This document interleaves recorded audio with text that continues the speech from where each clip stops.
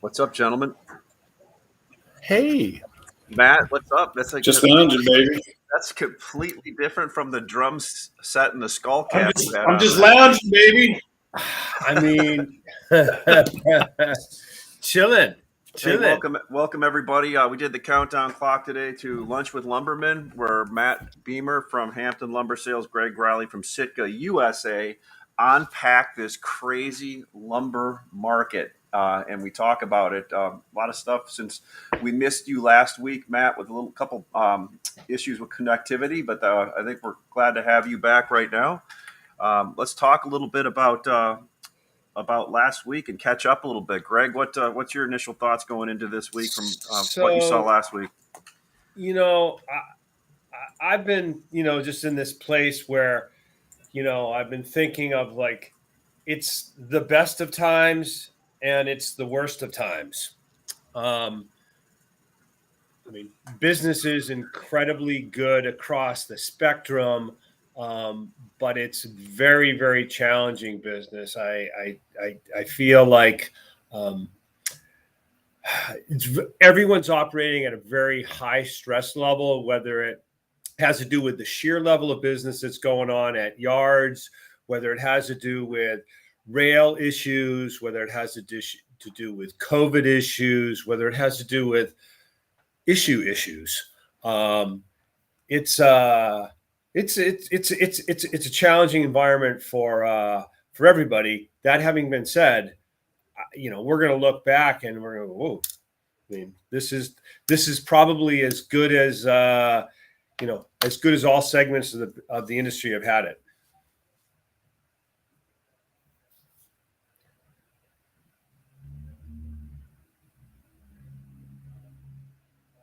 I think I'm losing Ashley. We lost Ashley. Ashley, did we lose you? My fault. Sorry about that. I did the one simple thing. I muted my microphone. So what's your thought on that one, Matt? Well, I agree with Greg. I think what he's alluding to is the stress, which is created by things that are outside of our control, right? Like we don't have any control over how our government wants to control the pandemic, what kind of restrictions they're putting on people. We don't have any control over the labor markets. We don't have any control over whether people want to come to work or not, or even try to get a job. I was talking to a person this morning about the lumber business, and I said, one of the biggest problems in the lumber business is there's just so many jobs that are unfilled. And you're talking like, think about like in terms of like if you needed somebody to work at your reload, if you need a guy to drive a forklift, if you need a guy to come sharpen your saw blades at the sawmill, if you need a trucker, if you need the mechanic that works on trucks, if you need yard guys that like to do the kind of basic stuff that we did when we were 16, 17 years old and we got our job at the lumber yard, just pulling sticks and stuff. So you can't find labor, and that's out of our control completely. And it's having a real effect on the flow of material from the producers to the end users. And then on top of that, these really high prices, they limit the amount of speculation that people are willing to do. So that keeps the prices kind of high and volatile also, because there's no slack in the chain. I always look at markets, where's the lumber, right? And right now the lumber is still at the sawmill. Even though it's sold, there's a lot of mills in Canada that have stuff that was sold back in December or even early January that hasn't shipped yet. They'd love to invoice it. They can't ship it. And it's not because they don't want to or they are trying to outsmart us. They just literally can't ship it. And it's got to be frustrating for the producers. It's equally frustrating for the distributors and the retailers, right? So everybody's frustrated because it's hard to get material. At the same time, there's a big pull on consumption. So we're going into springtime. This is typically the time of year where guys start ramping up a little bit of extra inventory anyhow. We've had a fairly mild winter. We finally got some winter weather here recently that sort of, slowed things down a little bit. Thank goodness. I think we all need a breather, right? I'm looking forward to spring break next month.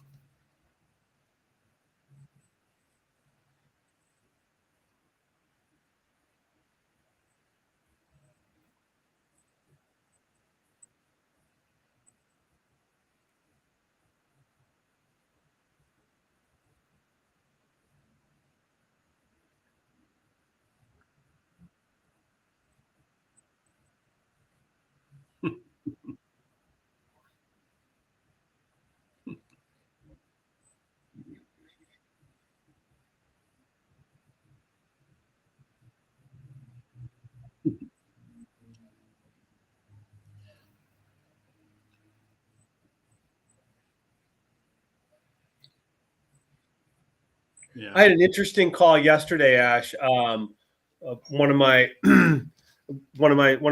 good customers does multifamily business. Said that his customer had said, "Hey, I see that the futures market is $800, and I was wondering how that's going to impact the price of my lumber." And I mean, after a chuckle, I said, "Zero impact." The price of lumber today is not going to be impacted by that significantly. But we went through that conversation, and it just it goes to show you where people's heads are at.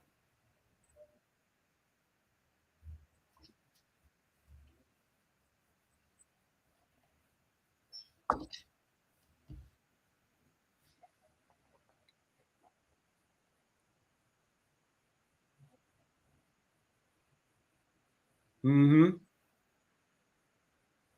Yeah. I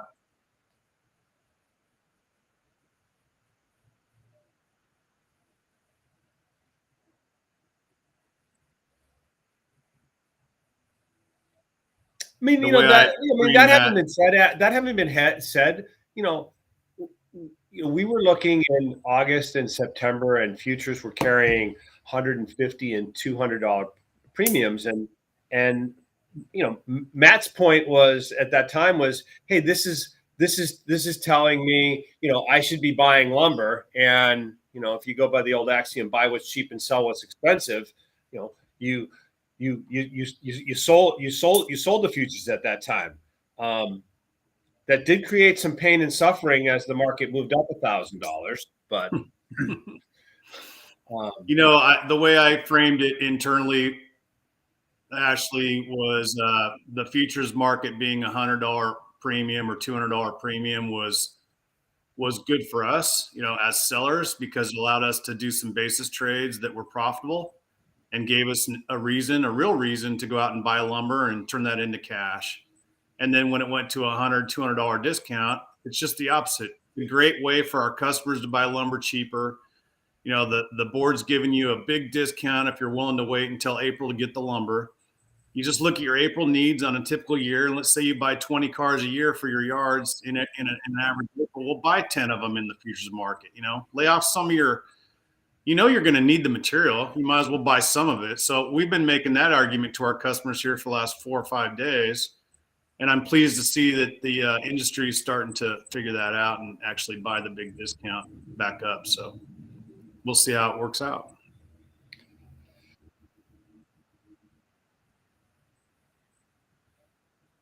I can hear you. Yeah. Yeah, we can hear you just fine. Yes, I can hear everybody. Yes.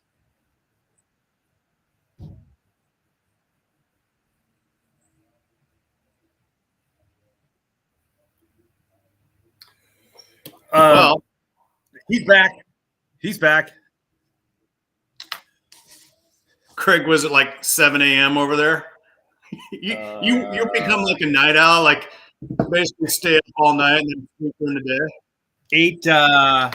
8:15. Very civilized. Very civilized. I've already had 2 Zoom calls. Two Zoom calls. Nothing like firing up a Zoom call at 5 a.m. So it's your 2 hours. So Matt, what do you? I mean, I guess like you and I to do this. I mean, like, what do you think here? What do you think? I've been bullish. I've been bullish the whole year, since August basically. And so I just think we just keep buying the dip. So if the dip is the futures board going down $400, I want to buy that. If the mills come at me with $100 or $200 cheaper wood than I was just paying 2 weeks ago, I want to buy that. Right. I mean, my business is so busy right now. I can't build inventory. I looked at my unsold inventory report this morning. I have nothing. I'm on fumes, and I have the next 2 to 3 weeks worth of inbound shipments already pre-sold. Oh. So I won't be adding inventory in February, right? The soonest I could actually see my inventory numbers go up would be a month from now. Well, that's a long time in lumber, I'm not going to solve anybody's one of the things that I find, I can, most everything that I'm quoting in truckload is end of February, and in some cases, I'm quoting some items now for early March, because by the time I factor in that my existing order file, it's going to take me 3 weeks to ship it, and then new inbound stuff is taking longer to get in. Right. And then I have to figure, hey, something's on the ground. It gets released. It's, there's some lanes that move fairly quickly, but there's a lot of lanes. It's 2 to 3 weeks to get a truck, even if I'm paying, 50 to 100% over what I used to pay. Yeah, I think I'll start being a little bit more cautious about how I'm buying and selling lumber here as we go forward. When I start to see inventories rise a little bit, and when I see the flow of materials start to free up, and when maybe interest rates will have some kind of effect on demand here in the future. But right now, it's full steam ahead. I can't get enough lumber in the field to satisfy everybody. Period. I just can't. There we go. And how's that? Hey, solve itself quickly. A new setup. Yeah, sorry, that works. Now you should be able to hear me okay. I don't know why, but you look a lot better from that. Yeah, angle. That's a much better look for you. I mean, yeah. My camera, I got the handsome. We need to upgrade. Mike's got upgrade you. Mike put on the new handsome filter. The handsome filter on his camera. Yeah, no, Matt. I mean, I cannot believe I've been trying to be conservative in projecting, what I can do for customers for 2 months. And even with that, it is a real struggle. Maybe I'm 70 or 80%, doing just fine. But that other 20% ends up being a real. Hey. Sure. Yeah, absolutely. It's free till 9 o'clock. Okay, great. Thanks. I'm getting kicked out of here. Hang on a second. Let me. We got a lot of moving around. I got to take it in the phone booth. Am I going to be the only man with a set of cojones that can just handle his own business today on this call? It's what it seems like. Holy cow! No, you're going to move your drum set pretty soon. No, man, I'm just glad I get a chance to play that again for like since June, since we moved into this house. I haven't been able to play it, so. Dude, it's fun. If you can play an instrument, I don't care if it's piano, drums, guitar, whatever, singing. If you have any musical ability and you can't do that for 6 months or a year or two, it's frustrating. It's sort of like you, Ashley, when you get fat and you want to start losing weight, you go back in the gym. You feel good, right? You kind of crave that exercise. You're excited about losing weight and getting strong again. Well, that's the same feeling that when you don't play your drums for 6 months and then you get to sit down on your drum set and like, oh yeah, this is fun. I forgot how much fun. You only need to do it for 10 or 15 minutes, just good stress relief, right? Exactly. It just one segment that watches a lot of this, and all through the whole multifamily business chain, right? They watch a lot of these shows, both the multifamily providers. Shoot, Greg, Matt, you see some of the calls we get from the people that never bought lumber multifamily to the people that now buy it, right?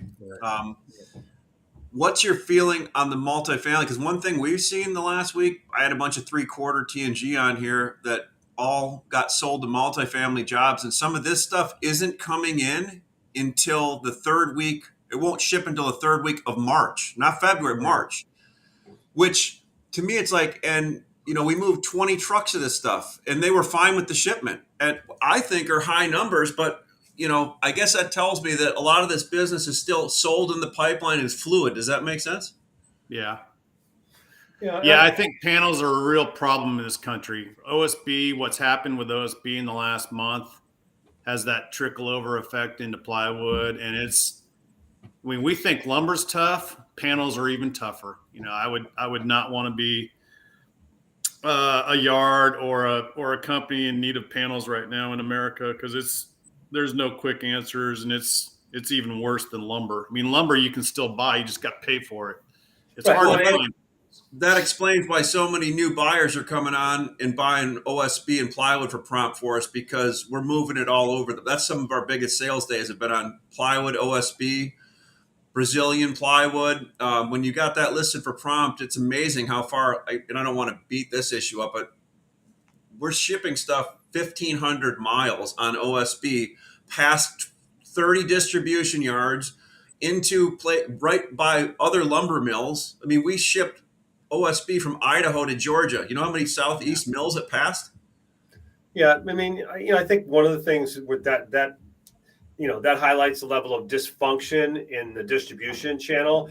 It also is highlighted because that's a market that's tightly controlled by not a large number of producers. You're not supposed to say that.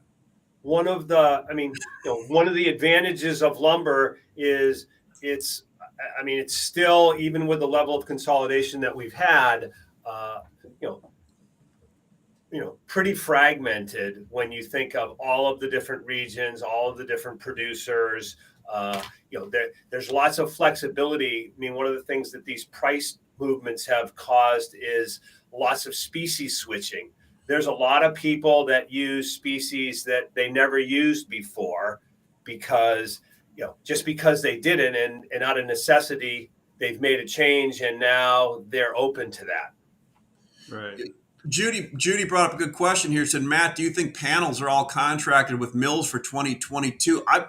That's a great question, Judy. One thing I'm seeing is mills doing less contract and panel mills wanting to get more of that premium spot market. Does that make sense? Because the more stuff is contracted, it looks to me, the slower it moves up, right? Look at that move we made in the first quarter this year on panels. You had a $300 to $400 premium on pricing, spot versus contract, right? All of a sudden you come to now, mills are trying to take advantage of that spot market, limiting contracts. Does that make sense? Maybe I'm off on that. That's just what I've observed. Well, I mean, I think a lot of customers have wanted to increase their contractual obligations going into 2022 because of what happened last year and the year before. And that was also a result of consolidation in the customer segment, right? So when somebody like USLBM or BFS buys another series of lumber yards, they might inherit some extra responsibilities that they need a little help from producers to cover this extra buying responsibilities without having to hire 10 new guys to buy all this new lumber, right? So it's I think it comes from the field that there's been a desire to have sort of a locked in supply channel with your producers, both on panels and lumber going into 2022. So yeah, I would think that there's more contracts this year than last year, and then last year was more than the previous year. But I mean, it doesn't really matter if you can't get the product from the mill to the region where it's needed. That's the problem, and that's the real problem with panels right now is transportation, and it's a secret hidden problem in spruce. I mean, there's a lot of lumber in BC and Alberta that hasn't shipped, that needs to ship, right? That people need the lumber. That's why I remain So Matt, I mean, and this is the thing I've been trying to put my finger on is, because of the issues with shipments, whether it's from BC or any place else, how much double and triple buying do you think there's been done? And the only reason I bring this up is I had a conversation with a customer yesterday. He said, "Hey, I've got this, it's big company, multiple yards, and I've got a yard. It's been out of stock for a week and a half on this item. I have 7 truckloads." He sells 2 trucks a month. "I have 7 truckloads on order. As far back as, one was due in early January. Apparently, I was supposed to ship 2 this week. Unfortunately, that's not going to happen. Out of my control. That's the other thing is now out of Eastern Canada, CN with all the weather they've had there, stuff that was taking a week, 10 days is now 2-3 weeks. right. Super, super frustrating. But to my point is 2 trucks a month. He has 7 on order and none in his yard. At what point in time will he have 3 months worth of inventory? That's a great question. And as soon as you find out when that happens, it'd probably be time to start taking shorts again, right? I mean, you might want to like liquidate your inventory and just start selling the board and, selling cash like you own it, but you don't really, I mean, I'm just talking out loud here, but right now the inventory is not in the customer's yard. Correct. And that's what's driving these surges in pricing. And Right. when that changes, then we'll be done with this cycle and we'll start a new cycle, right? So what do you think? I mean, futures peaked 2 weeks ago, fell $400 in 2 weeks, which was about 30%. Mm-hmm. What do you think? Where's it going next? Back up. I mean, I just see a yo-yo. We're talking. This show's about volatility, right? And we're talking about all the ingredients that are creating volatility. And literally, that was the title of our show today. Was let's discuss volatility. Well, why do we have volatility? Well, we don't have any lumber moving in the right ways, in the right speed, to the right people at the right time. That's a big problem. We don't have enough labor out there to solve these problems. We don't have enough product, like, I guess what I call slack in the chain. So that would be extra wood sitting at a distribution yard, extra wood that a wholesale company owns that they're willing to trade, extra wood that the retailer bought that's in his yard. There's no extra wood laying around anywhere. And if you do find it, then it's a matter of getting it shipped in a reasonable amount of time. I used to have no problem, Greg, if you were my customer and you called me this morning and said, I need a truck of 2x4 and I need it tomorrow. I'd say, let me make one phone call. I'll verify I can get the truck there tomorrow and I'll call you right back. Now I was 24, 48 hours up and down the East Coast. I'm lucky, right? Like, I don't even try to get it there next day. I just say, no, it's not going to happen. You need to plan a week out. If I get it there in a week, be happy, right? A lot of this stuff is taking 2 weeks. We have truckers that just don't show up. We have truckers that just, I don't even know where these guys, what planet they crawled out of. It's like, how could you be a trucker? You don't even call. You don't even show up. It's like, come on, man. I don't need this headache. It's ridiculous. Matt, it's funny. Greg and I will sometimes talk on the weekend as you and I do, and I'll be frustrated because we're busting our butts to get trucks out, and we'll be like, yeah, this truck driver just didn't show up. And Greg will be like, well, I got to make appointments now at reloads that are a week out. Yep. And then, so you're making the appointment a week out. Now you got to hope that guy's going to show up a week out for that appointment when you can't even get him. It's we operate like the airlines. We overbook. Hey, we got 8 slots. Let's book 10, 12 trucks. Yeah. Hey, let me say this. I've been shipping a lot of trucks in the Texas market since like 2007. Okay. So I've got 15 years of really good experience. I know all the truckers. I know all the tricks. And I've never found a harder environment to book freight on than I am this week. Okay. So we were cruising right along through like Christmas and early part of January. Well, something happened in the back half of January where all of a sudden I can't find trucks and now I'm paying twice as much to get trucks moved that I've historically had to pay. It's getting hard even for us, and we're good at it, right? Yeah. I mean, we're really good at it. This is not something we guess at. We know everything about trucking in Texas, and we're struggling right now to keep up with it. No doubt. Question, Greg, what is that record over your shoulder there? So this is brother is he you want to hear a classic song, fire up your Spotify, Somewhere Over the Rainbow by Brother Is, and you'll be mesmerized. So is this your stereo listening room that you've got there with the soundproof panels on it, or are you playing? You got a drum set back there somewhere, Greg? No, I don't, but I wish I did. No, I'm in the phone booth, man. I'm in the phone booth. Nice. Gotcha. All right, guys. Hey, I'm gonna roll. Okay. Cheers. Sorry we'll about do it next week. sorry about the tech difficulties, but we made it work, guys. I appreciate it as always. Like I said, Matt Beymer, Hampton Lumber Sales, called Matt. If you got any interest in what he's talking about, same with Greg at Sitka, DM me, whatever you want to do. Make sure you sign up on our LinkedIn and our YouTube live so you can. So last week we had 100 people, 50 and 50 on YouTube and LinkedIn, and then a unbelievable chunk of like 1,000 people watched it afterwards during the week. I mean, I like the guy that came in and looking, like say, hey, I want to make sure I get, get in before it's a pay-per-view.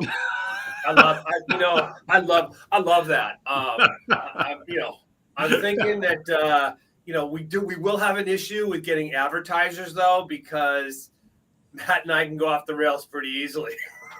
Well, you just got to get different advertisers. Like, hey, man, I own an advertising company, Greg. Don't worry about that. Just leave it to me. I'll take care of all the advertising. It's awesome. We should do that, man. I love it. All right, guys. Thanks a lot. Bye.